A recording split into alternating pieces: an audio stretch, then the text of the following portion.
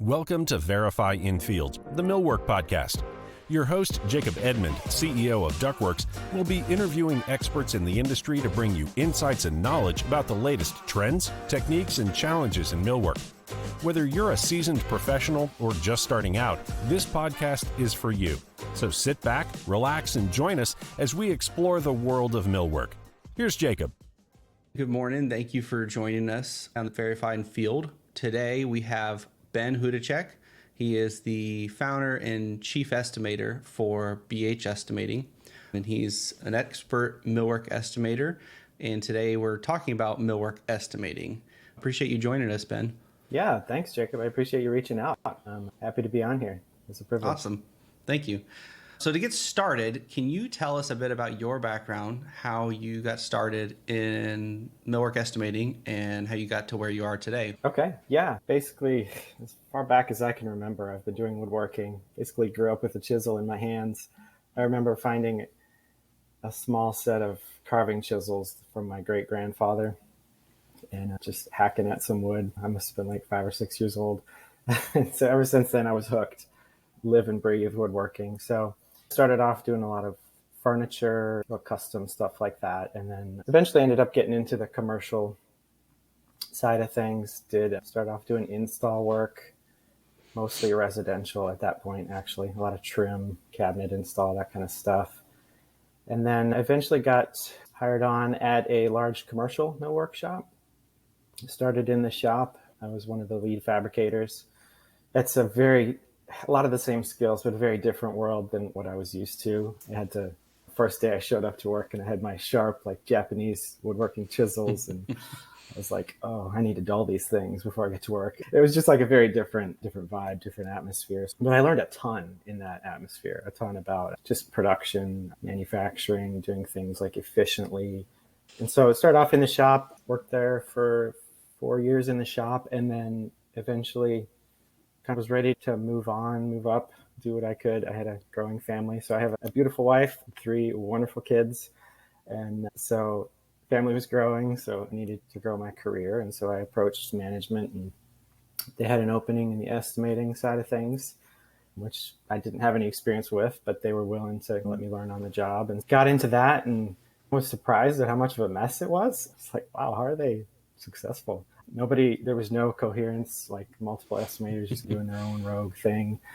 Upper management had no clue what they were doing. So it was a real mess, and ended up over the next couple of years, just rose up to taking over the department, got things organized, got them started on the actual millwork estimating software, which was a lot of fun, just getting that set up, get that humming for them. Yeah, and that's where I really cut my teeth in the estimating side of things and learned a lot about business, just commercial work and all that stuff. And so that's how I got into the millwork and estimating. Awesome. And so now, from that time when you first shifted from the shop and into estimating, about how many years ago was that? Oh, let's see. That would have been about 6 years ago. 6 years ago? Okay. Mm-hmm. Awesome. And to give a little bit more context for some of our listeners who maybe aren't as familiar with either commercial millwork or estimating, what it looks like in our industry. So you said you started in more residential high-end woodworking and then came into commercial and production. Mm-hmm. And so for those who aren't familiar, commercial millwork world is a little bit different in a number of ways. One, you're traditionally most often are manufacturers that are working directly for general contractors, as opposed to residential. A lot of times you're maybe working with a contractor, but more directly for maybe the homeowner or the client. And 2, it's generally you estimate and bid everything. A lot of times very large projects far in advance of the actual work being done a lot of times as well. Can you explain a little bit anything else about what is millwork estimating, the clients, and from your role, as well as how, as you got introduced to that from manufacturing to estimating, what did you learn about this? Yeah. So like you said it perfectly. A lot of times the main difference is you're not working directly with the customer or the owner. You're working through the general contractor. They are essentially your customer, who you're working for. Jobs are typically larger, not always. There are some small commercial projects, of course, but typically they're much larger. Materials I found were one of the biggest differences too. A lot more plastic laminates, solid surface, 3-form kind of resin panels. You're working with maybe fabric panels, a lot of different stuff. And sometimes you get more into the metalworking as well. So you're typically incorporating a lot of more different materials. So yeah, those are big differences. And then yeah, the expectancy that you need to bid on your work. You're not just doing the job and charging the customer. So it's a lot more upfront, like you said. So the contractor will send out bid invitations to numerous potential subcontractors. And in some cases, there may be 10 or more millwork companies that are also bidding on that project. It's pretty competitive, a lot more competitive, I feel like, than the residential field. And yeah, you receive a set of plans, specs, and a bid date. And so you have to go through the plans and extract all the information that you need, do all your measurements and quantity takeoffs for everything that would be in your scope. And sometimes figuring out what your scope is can be the hard part, because a lot of things can end up falling on the millwork companies, as I'm sure you're aware. Wait, that's not millwork. Why are we getting that? So sometimes navigating that is hard too. It's how do we know what's ours? And that can be difficult as well. But yeah, so getting all the information you need from the plans and specs and any other bid documents that they have, and coming up with a cost. So gathering how long it'll take you to build and the materials you'll need and any overhead and delivery and all that kind of fun stuff, putting it together in a package and then making it presentable, something that you can send to the contractor that they can understand clearly, especially on their bid day, because their bid day is chaos and they may receive 100 different prices from all these different subcontractors. And so they have to sort through it. Yeah, there's just a lot more involved. And then after that, so let's say you are awarded the project, typically there's a lot, the estimator's still involved even throughout the duration of the project. Changes that come up, they may need you to price those. Also working with project managers to keep the project within budget and explain a lot of your mindset, what you were thinking when you bid the project. So yeah, just a lot more involved, I feel like, than the residential side of things. And yeah, a lot more communication internally within the company, communication externally, just communicating with contractors who, they're out to make sure that the job is successful on their end. They're not necessarily out to make sure that it's successful on your end. You'd hope that there's some mutual interest there, but it's not always the case. Yeah, that's a millwork estimating in general. Yeah, no, that's a great summary. And so obviously for people who maybe aren't in the millwork industry but are listening for whatever reason, but also I think for a lot of the people who are but just haven't worked on the estimating or sales side of the business. Mm-hmm. So we've got a lot of listeners who maybe are in manufacturing, production, engineering, other roles. I think a lot of times they think about estimating as, okay, estimating is giving us our budget, or estimating is giving us our scope. Mm-hmm. And unfortunately for a lot of companies, it maybe stops at scope and there is no budget, and they're just estimating for a sale price and then scope. Yeah. But for the vast majority, and the ones that are somewhat sophisticated these days and competitive, you are obviously, the way you get the jobs starts with your estimating and your bid. And I think a lot of people like to think that our differentiating factor, our competitive advantage as a millwork manufacturer is our quality, or is our something related to the product we do. But a lot of times that really isn't very, the GCs are going for, if they're not buying from you, they're buying from your competitor, right? And a lot of times they're going back and forth intentionally to not have all their eggs in one basket, right? So a lot of times the differentiator for getting the job starts with just the estimate of the bid. Hey, did they include this scope, whereas the other one excluded it? Did they maybe not realize that they are owing this scope and they didn't price it, but we're going to take that price, right? So the success of the job for you guys internally, as well as the ability to get the job, comes down to that estimate and that bid a lot of times. Yeah. And I think that internally, a lot of people who haven't done that think, oh, well, how did they not know this was going to take longer than this? Or they focus very micro. Talk about that, the goal of estimating, right, is not necessarily to catch every little screw, every little thing, right? But it is to do the best you can to bid the job, to understand your cost, know that can we execute this and make money and be competitive, right? Yeah. Yeah, so you nailed it. There's just so many factors that go into the cost and the scope. I mean, yeah, ideally, you should have an estimate that has every single item, every single component of that item broken down. That would be perfect. That would be awesome.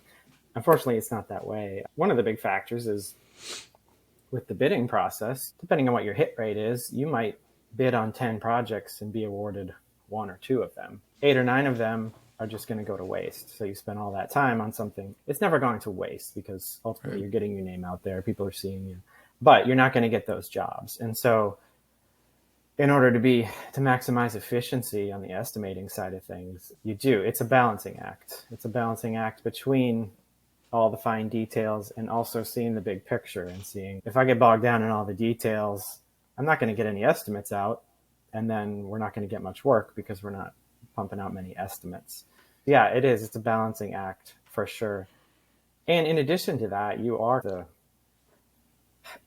not the sole face of the company, but a lot of times you're the first contact that someone has with your company or the initial contact. And so it's important that you present your company. If you consider every proposal as marketing collateral, like company that receives your proposal, like they should be impressed by your company. Whether or not you're awarded the project, they should be impressed by your level of detail as well as your clarity and all those factors too. An estimator is not just a lone wolf behind a computer typing up numbers. Like there's a lot more that goes into it. And I think a lot of times, there's tension between the estimators and the management, project management side of things. And understandably, and to a degree, there should be some tension there to keep everybody on their toes. The estimators should be making sure that they're competitive.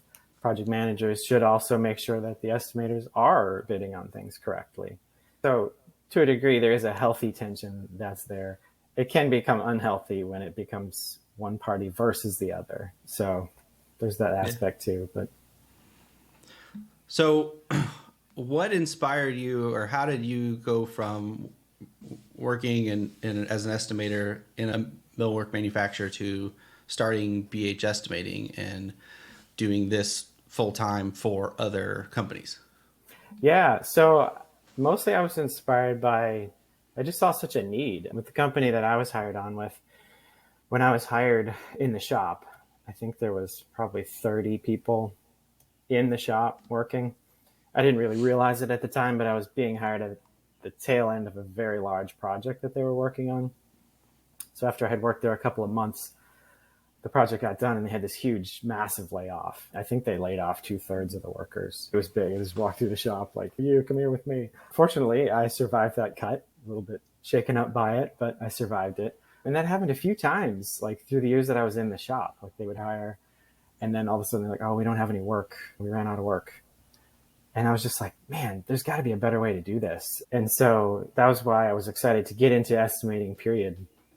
And then even when we had our estimating department humming, there still was such a need. Like, unfortunately, you can't plan bid dates perfectly. You may have your schedule perfectly planned out, but then a bid date gets moved, and suddenly you have 3 huge projects that all bid on the same day. And you simply don't have the hands to do it all. So there's such a need for kind of level out the ebbs and flows of estimating to make sure that you can keep the shop busy with work all year round. A lot of shops struggle with keeping work consistent all year round. And so that was my desire. I was like, man, there's got to be a way to help this. And so I had the idea of like an independent estimator, someone you could just hire on a job by job basis. So you don't have to hire on a new employee. You can just hire somebody who's knowledgeable, up to speed, and they can do a job here or there or whatever your needs are. Yeah. So I have an amazing supportive wife who, when I started talking about the idea, she was like, go for it, honey. You can do it. And made that break. Quit my job and started BH Estimating. Didn't realize how much I didn't know about running a business. So first I'm like, wait, how do I get customers? So I started reaching out to people and eventually, it took off. And that was how we jumped into that. And it's been awesome. It's evolved over the last few years, but I've learned a ton on my end. And I feel that I've helped a lot of companies as well. So it's been a great transition. I've really enjoyed it. Awesome. So in your experience now so far, since going on your own and working as an estimator for hire for other companies, how has your experience helped you to understand the challenges they face outside of maybe just the 1 or 2 that you worked for before as an estimator internally? Like, what have you learned now having worked with more from the outside? Yeah, I've learned a ton. Initially I thought, wow, companies just need help with additional estimating. And then as I started working with these companies, started to see the ins and outs, and I'm like, wow, like you need help in a lot of different areas. This is a fruit of the problem or the symptom of the problem. You've got some deeper issues going on with your estimating side of things. And so seeing that need, a lot of the problems companies face are so similar. The industry is challenging. It really is. It's competitive. It's complex.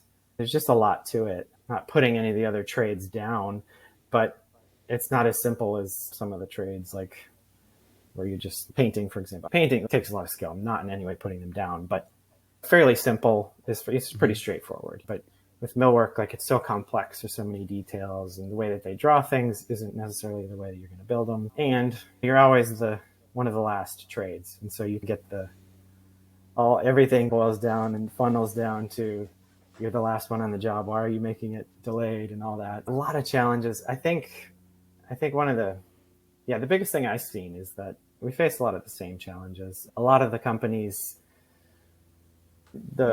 whoever started the company, they didn't necessarily plan to get into business. They don't really necessarily have a business mindset. Like they just are good at building cabinets or good at millwork and know the industry really well, but they've started a company or acquired a company and just running it, shooting from the hip, like running it how they've always done it, not willing to really take a step back and look and see how they can improve and be willing to change. And change is scary and difficult. I don't like change. Nobody really likes change.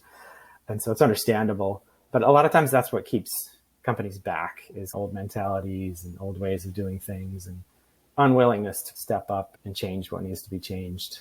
So found that there's a lot of companies that are suffering from very similar problems or pain points.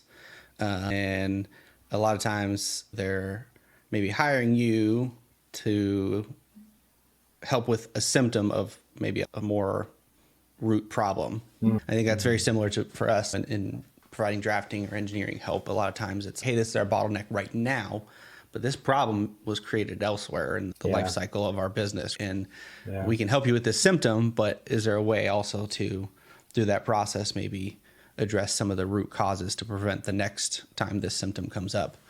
What are some of those, what are some common mistakes or challenges that millwork companies face specifically when bidding on jobs that you're able to help them with? Yeah, I would say probably the most common problem we run into is kind of like I just touched on, the owner or the founder of the company who does all the estimating themselves. Everything's up here in their head.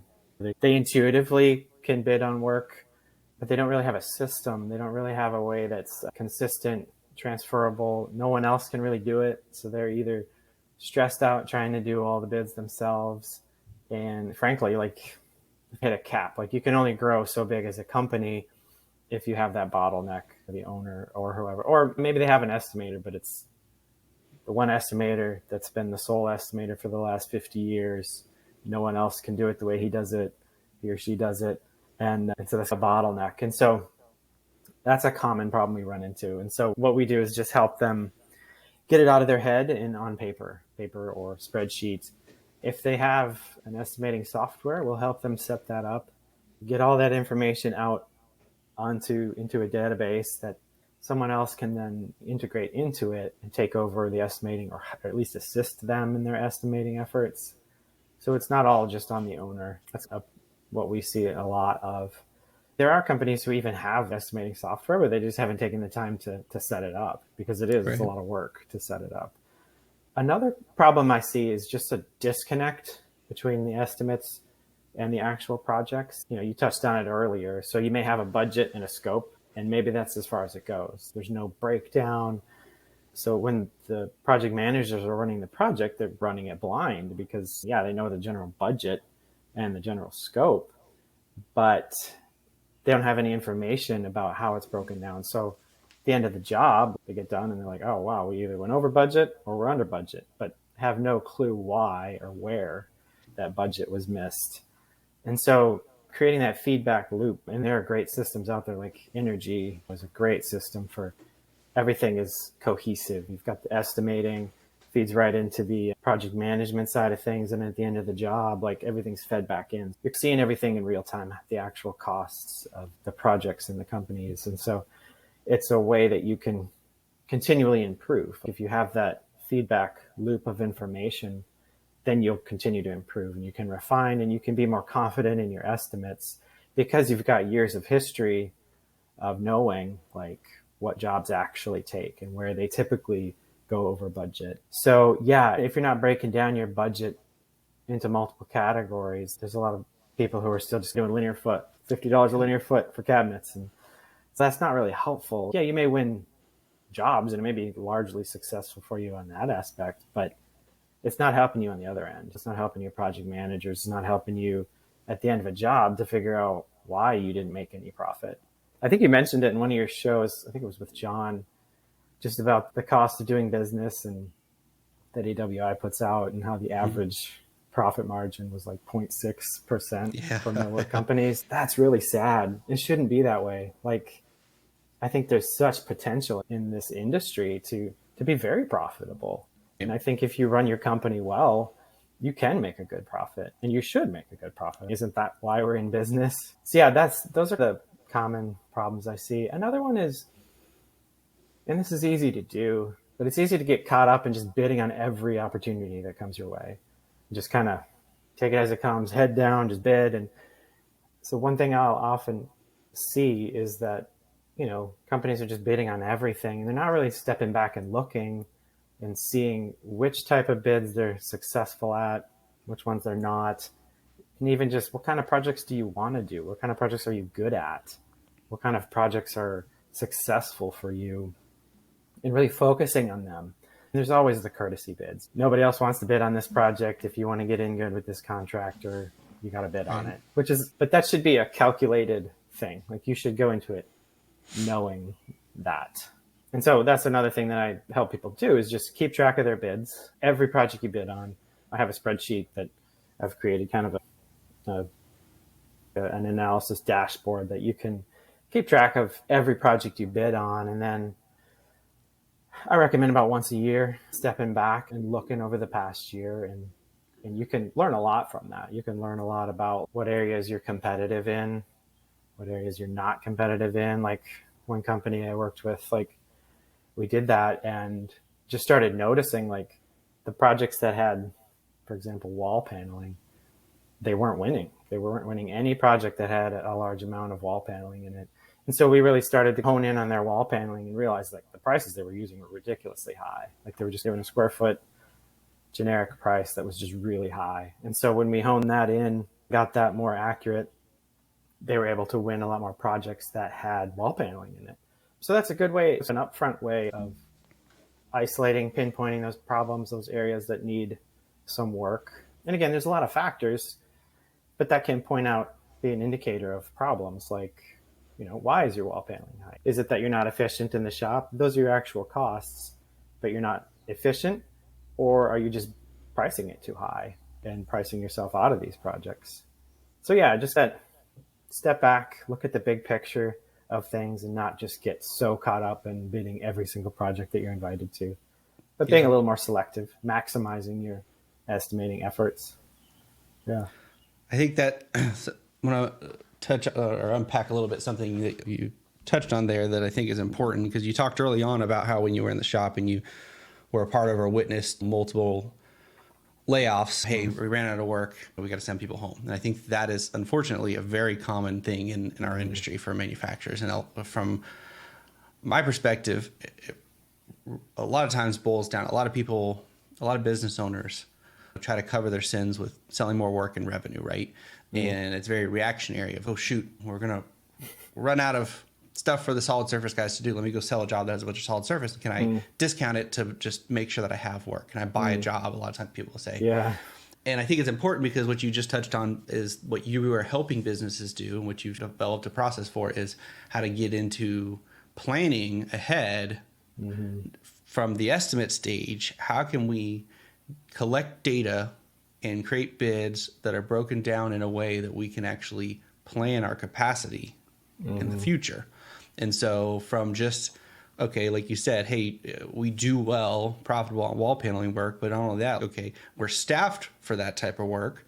And can we, one, plan what jobs we bid, how we bid them, to make sure that we win the amount of work that we want of that type of work, but then even have the data to be able to say, okay, this is going to fill the shop for this many hours, which is going to take this many guys, this many months or weeks, wherever it is. I think a lot of people don't get over that hump. Like they get stuck in that cycle of reactionary. I need to go, one, I need revenue. And two, of, okay, let me look at the symptoms and let me go try and solve that now that I see the symptoms.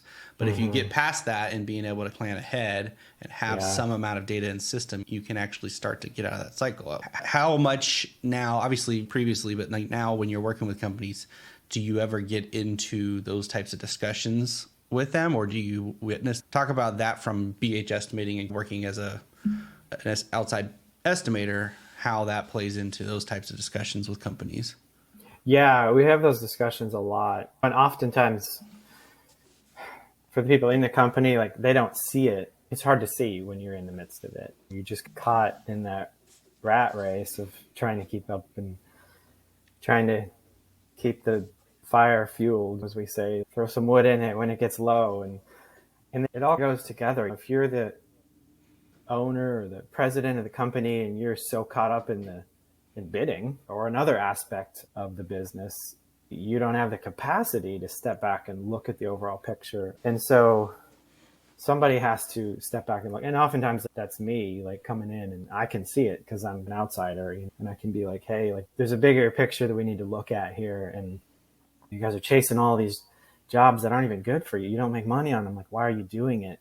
You like find your skills, find what you're good at, and pursue that. Eliminate the bad projects that you're going after right from the beginning. Don't even bid on them. And there's companies too, like they bid and then they get the job and they're like, we don't really want that job. Let's get out of it. And why'd you waste your time? And so, yeah, just helping them regain that focus of find what you're good at and focus on that.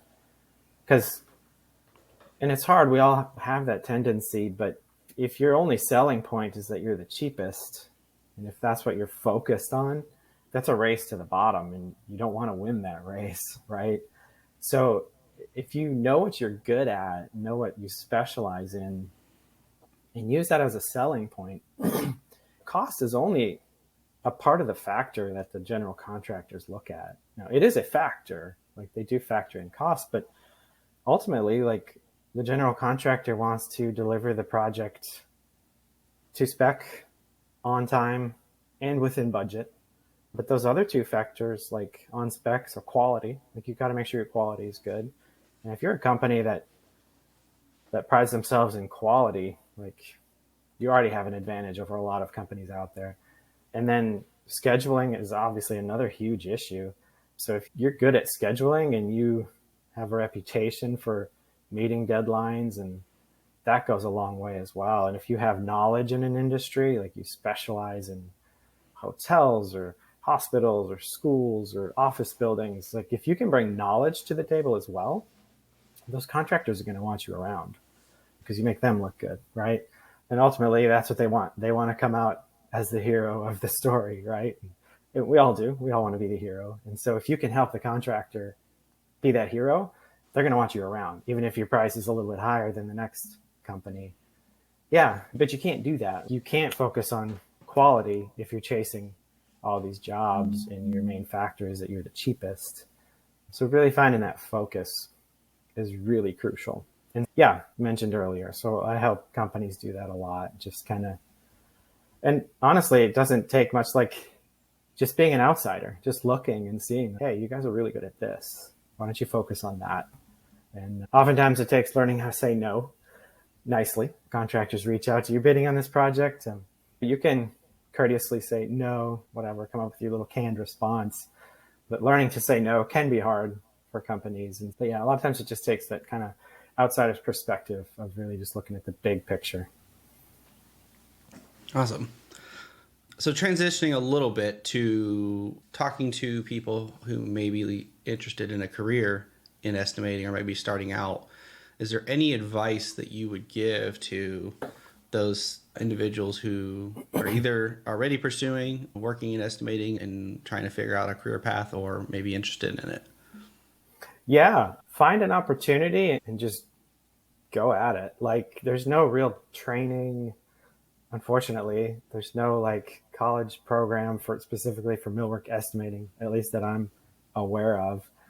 So to a degree, you're always going to feel a little bit unprepared. But I think if you're a sharp person who's, especially these days, if you're good with technology, good with computers, you can go a long ways with it. And so that's what I would say is just get started with it. Don't be afraid to take risk. It's all risky. Every time I send a proposal in, there's still an element of questioning. Did I do it right? Did I catch everything? There's still a little bit of anxiety, even after all these years. There's always going to be that question. So it always feels like you're taking a risk. And you are, to a degree, taking on any project, you're taking on a risk. And so you as an estimator, you're at the forefront of taking that risk. And so not being afraid to take that risk with confidence and being willing to work on a team. So to be compatible with your team members within your company, to be compatible with contractors you're working with, being able to communicate well, work on those skills, that goes a long way as well. Again, you're not just a rogue maverick behind a computer. There's a lot more that goes involved with it. So if you're able to work with a team, and especially internally within your company, if you're willing to take criticism, give criticism, constructive criticism, that is, that's a crucial aspect of it. Because no matter what, if you stare at a project for so long and you come up with this estimate, like you've been in it, you're in the weeds of it, it's hard to see everything. So even just having a colleague come and look over the project, and they can be like, hey, did you think about this? Did you think about that? Did you catch this? I think is great. But if you're taking that, getting personally offended by that, you're going to have a hard time with it. So yeah, I would say just get in it. Hopefully find somebody who has some experience that you can glean from. Don't necessarily do everything the way that they've done it, especially if they're old school about things. There is a ton that we can learn from that. But there's also a lot with up and coming technology and just our modern day and age that I think even a young person with not much experience with millwork has a lot to bring to the table. Just how to do things more efficiently, more accurately, better. Just have better ways of doing things. So not being afraid to be creative with it, make your voice known. Don't be afraid to speak up and say, hey, I think we should try this. And I think that maybe we're going down the rabbit hole of pursuing these type of projects, and we shouldn't be. I think we should focus on these type of projects, like being that voice, being unafraid to be that voice as you grow in your experience. But hopefully finding somebody that has some experience that can kind of mentor you, that you can learn from. And I think that's the best way. But the best is just that experience on the job, doing it, submitting bids, winning projects. And then at the end of the day, when the project's over, being willing to look at it with eyes open and say, hey, what did we miss? Where were we low? Where were we high? How can we improve? That continuous improvement is the best way to learn, really.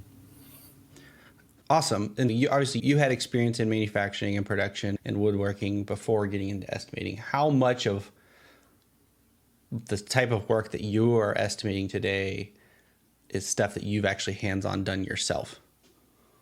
Yeah, the majority of it is pretty standard. Cabinets, there's only so much variation on cabinetry, but there's always new things. But I personally, like in my years in the shop, I built pretty much every type of millwork that came through there. So I actually have experience with it. I think that's very helpful. I don't think that it's essential, especially if you have access to a good team. I was always out in the shop with the lead fabricators when I was estimating and just being like, hey, how would you build this? Or what would you do? That goes a long way. And having their perspective to look at it, they can bring their experience. Now, you don't necessarily do everything the way that they said it, but at least you're getting input. You may look at it differently. The other thing that it does is it gets buy-in. If you've just independently estimated, let's say 50 hours for this reception desk, and then it gets out to the shop and the fabricators say, there's no way I can do this in 50 hours. This is more like 80 hours. And then there might be some tension there. That's not necessary. But if you've already been out in the shop with them, shown them the plans and got a little buy-in from them, you're like, yeah, I think it might take 80 hours, but honestly, if we go in with 80 hours, we probably won't get it. So you can explain a little bit more of your mentality. And yeah, I think that it's helpful to have that experience, but I don't think that it's necessary. I think as long as you have access to a good team with a company, with coworkers that you can talk to about things, and if you're a good team member and you can have those conversations, I think you can still be a very good estimator without having any experience. Now, I think everyone should have at least a little bit of experience. I think even if you hire a new estimator who has absolutely no hands-on experience, I think you should put them in the shop for a little while. Or at least get them out there, get them involved a little bit so they can get a feel for it and have some of that understanding. Yep. That's helpful. That's what I was hoping you would say, because I think a lot of people probably feel, oh, I haven't done everything, so how could I possibly bid it? And I think a lot of people also think that of estimating, like if you've done this, you should know better, but there is so much scope that you're bidding that we don't actually make. We sub out the stone or the metal or the glass or things like that you still have to figure out how to get pricing for and get costs and be creative about, and you learn as you go. But even if you do have hands-on experience, it doesn't necessarily mean that the way you would think about it in your head is the way that the guy who's actually going to build it is going to do it, or the way the company you're estimating for right now wants to bid it. On one side, I think to ease those concerns for anybody who's maybe getting into estimating or worrying, hey, I don't know everything. You're never going to, and that's not what is required. And two, it's even more important that even if you do have experience, that you are leaning on the team around you and other resources for that experience, and for nothing else, like you said, to get the buy-in of the people who are actually going to be doing the work. Yeah, that's true. And another factor is design trends are always changing. Like every job is unique, really. Most jobs are unique. So millwork is that front end being subject to a lot of design trends and fashion statements. And every job is unique. So no matter how much experience you have as a fabricator, you're inevitably going to run across things you've never done before. And so it takes creativity to think it through. And again, taking that risk of being like, yeah, we haven't done this exactly like that before, but we're confident we can handle it and we're going to try. Yep. Awesome. There's two questions I like to try to ask every guest. So the first one, what do you see changing in our industry in the next 5 to 10 years? Yeah, technology is always improving. So I think we're going to continue to see a lot of improvements in technology across the board. Obviously, CNC technology is improving. You've got a lot more robots involved in things. There's all those robotic sanders that you see everywhere. And that kind of stuff is going to continue to change. Technology is going to just continue to change. Technology, even on the estimating side of things. We use Bluebeam for everything, and there's always changes and improvements. And so technology, one thing that I hope to see change is better estimating software specific for millworks being more available. I mentioned Energy earlier. Energy is an amazing program. It's not a solution for everyone, especially smaller companies. Like they can't necessarily make that a big of an investment financially. I don't know the exact costs, but last time I checked, it was at least 5 figures. So smaller companies can't afford that. And I know there is other programs out there, like I'm pretty familiar with Alliance Millsoft, but that's an older program that's just not really up to date. Unfortunately, it's usable and good, but so I'm hoping to see some changes in technology specifically for millwork estimating, specifically on a smaller scale for smaller companies, maybe one estimator or 1 or 2 estimators. I would like to see that, some better technology on that front. So yeah, that's what I see changing in the next 5 to 10 years, technology. Yeah. Awesome. So on the flip side, what do you see staying the same? Staying the same. Yeah, I think millwork's not going anywhere. We as humans, like we have this need for beauty, for the natural world. The most beautiful materials in the world are natural materials, in my opinion. And I think in most people's opinions, wood, stone, that's not going away. And so that millwork is always the hands-on part of a building. You sit at the desk, you sit at the table, your hands are on the desk, like you're feeling the texture of the wood. You're walking past the wall paneling. It's a very visible, tangible part of a project where that space, the architects can design into that space that beauty that we need as humans. And wood, I think, is such a crucial element of that. So I don't see that going anywhere. I don't see millwork itself going anywhere. There have been some societies in history that kind of went to a completely concrete bunker type of aesthetic. I don't really see us going back to that, maybe. But so I think millwork's not going anywhere. And I think there is always the need for that human touch in every project. And there's all this talk about AI and is it going to take over everyone's jobs? And like I mentioned earlier, I think technology is going to continue to improve. But wood is a natural material. Every piece is unique. Every single piece of wood is unique. And so I think there will always be that need for the human touch in every custom elements of millwork. I think there will be that need for the human touch. So I don't see that going anywhere. I don't think we're going to have these big factories completely filled with robots and nobody's even in there, I think. And even on not even necessarily manufacturing side of things, but even the estimating, project management, like every project brings to the table its own unique challenges. And I think there's always going to be that need for our human creativity, problem solving, to be able to work through and to solve, I think. Awesome. So, no, I think that's good. How, if people are interested in reaching out to you directly or getting help from BHS Estimating or just to find out more about you and what you do, what's the best way for them to contact you or find out more? Oh, yeah, our website. So bhestimating.com.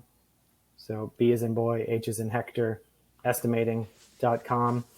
You can email me personally, ben@bhestimating.com.